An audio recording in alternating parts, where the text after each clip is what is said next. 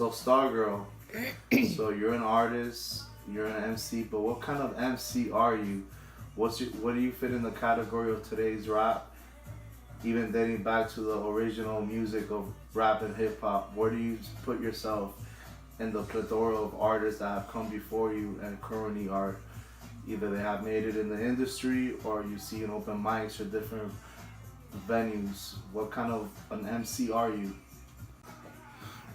Okay, so I love the fact that you even asked me that. What kind of artist am I? Whew.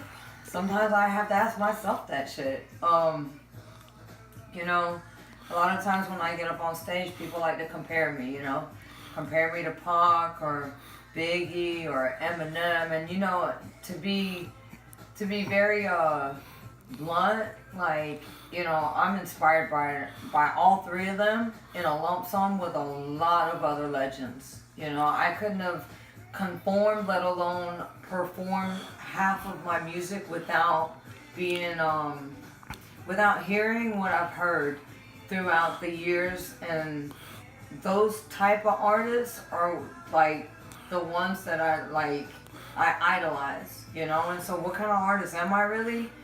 Shit, I don't even know half the time. I just know that when somebody hears me, I want them to hear something different, and how I basically write my lyrics or conform to transforming is what I want to call it.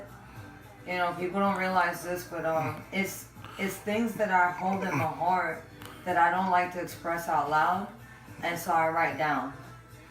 And I was one of those kids that I never liked attention, and so I found a gateway, and my outlet was my launch pad, and that was me writing whatever I wanted to write. And what I think separates me from the rest of them is that every time I write, I always want to not outdo it necessarily, but